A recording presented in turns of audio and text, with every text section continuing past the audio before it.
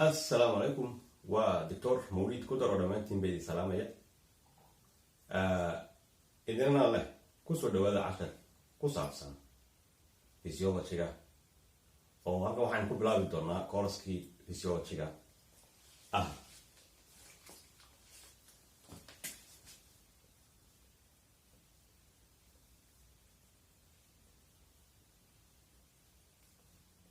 marka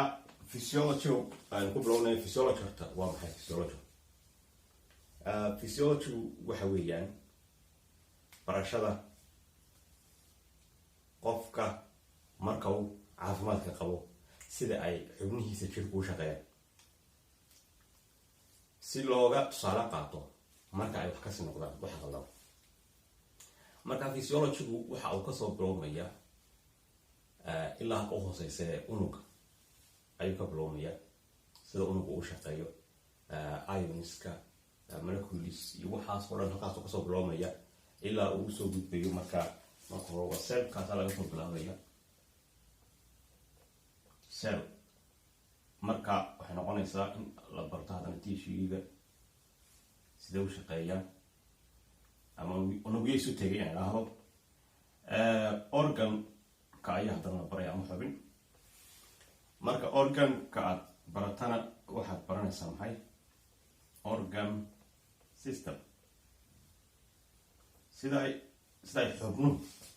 u wada shaqeeyaan sida wadnaha kaliyaha beerka caloosha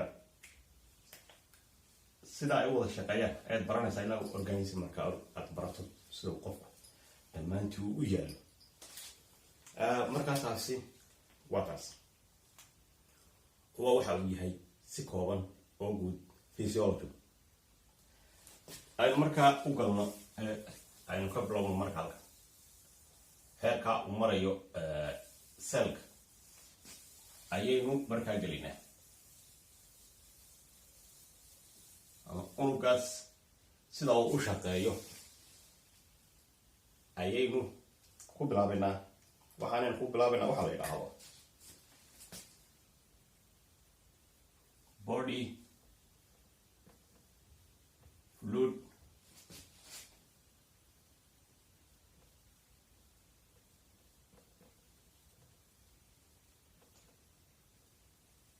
compartments marka qaybtaas aynu ku bilaabayna haddaba maxaa yahay body fluid compartments body fluid compartments waxa weeyaan qaybaha biyaha jirku ay ku kala jiraan jirkeena marka waxaa loo qaybinayaa marka hore laba qaybood aynu soo sawirno sawirkan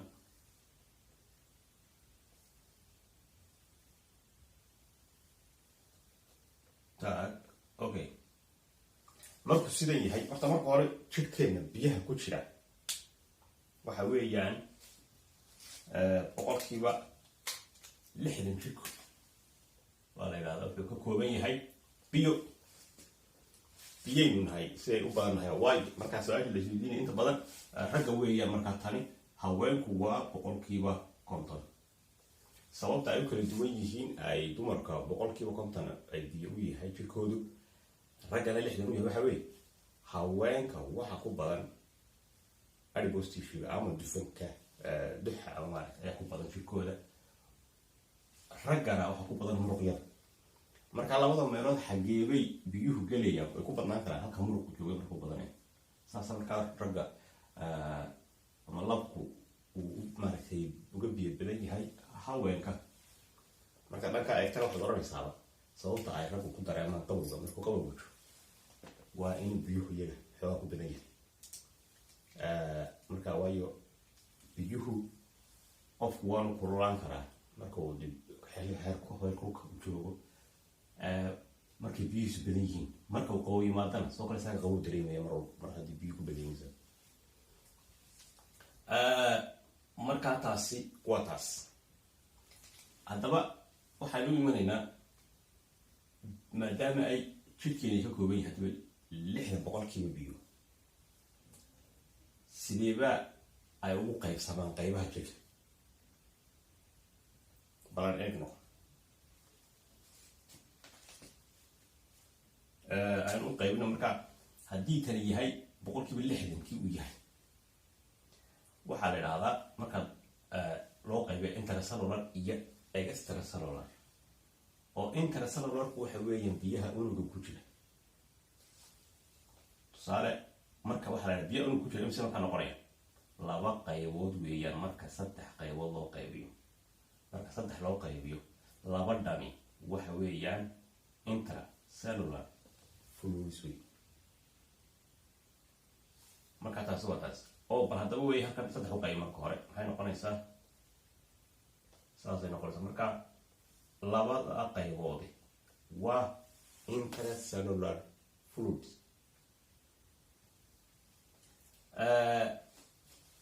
halkan markaan u nimaadno maxay noqonaysaa marka inta soo hadhay marka waxa weeyaan hal meel 3 qaybood 3 marka loo qaybiyo hal meel baa iyadoo noqonaysa waxa la yiraahdo maxay hadeen gudaha ku qorno halkan ku qorina waa extracellular fluid waa dareeraha ku jira unuga inta ka baxsan wey ayaa inta noqonaysa oo marka haddii uu 60 ahay 40 kanay noqonaysaa marka xagan gelaya 20 ka soo hadhayna waa inta oo noqonaysa extra maaragtay dan sal qaybino extracellular fluid haddaba kan baahdan si kala qaybsamaya marka unug geli ka nimaado ama unug dhexdiisa waxaa jira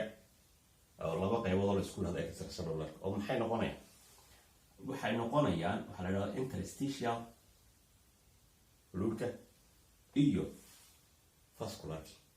ama plasma folium waxa la yiraahdo oo xidid daba si iyagoo u kala qaybinayna waxa u kala qaybinayna waxa la yiraahdaa afar marka loo qaybiyo hal afar marka loo qaybiyo hal waxa weeyaan maxay waxa la yiraahdaa plasma folium oo noqonaysa intaas halkana maxay noqonaysaa marka afar loo qaybiyo 3 meelood baa iyadoo noqonaysa interstitial fluids marka waa taas sidoo kale qaybsaman haddii aan 20 u kala qaybino maxay noqonaysaa waxay noqonaysaa interstitial fluids inay noqonayaan 15% shirka ay ka yihiin oo interstitial fluids waa xataa waa unugyada iyo xididada inta u dhaxaysa ayaa interstitial ah marka kana waxa weeye xididada ama capillaries dhamaantood inta biyo ama marka xanjida dareero ku jirta plasma ku jirta what a red process what process protein isugu jirta marka hadduu kan 5 yahay kana inta noqonaya marka isna wuxuu noqonayaa marka 5% marka noqonaysa plasma 5% ayaa marka ah dareeraha dhex wareega dhiig qofka plasmidiisa dhiigiisa marka isku daro wuxuu noqonayaa waa 5% buu ka yahay tirada guud ee biyaha qofka ku jira markaas taasi waa taas oo haddaynu sidan u sawirnana si kala haddaan idinku sawiro sidan marka waa garaaf ahaan haddaan si kale idinku sawiro waxay noqonaysaa sidan hagaraan isticmaalno intracellular haddii aynu nidhaahno waa cellski oo kuwan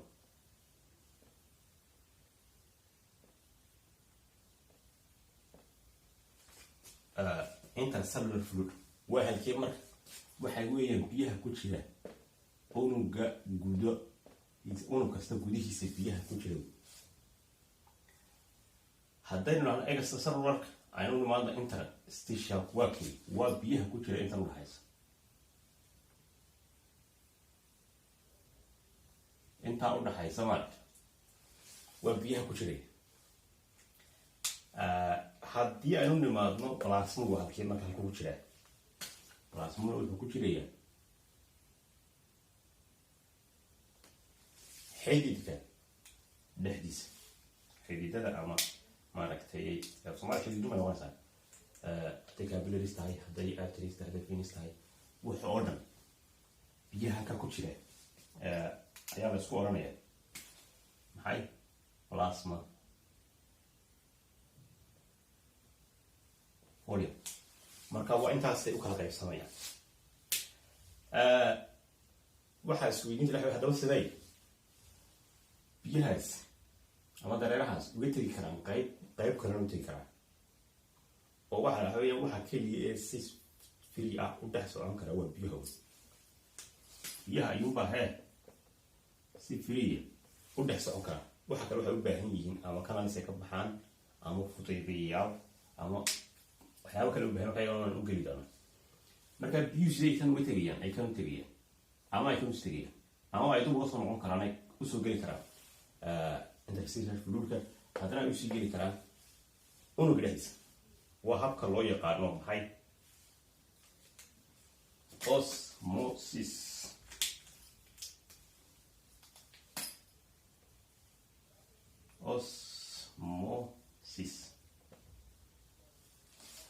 osmosiska ayaa ah habka ay biyahaas ay u dhex geli karaan ay qayb kale uga soo dhexi karaan osmosisku maxaa leh waxa weeyaan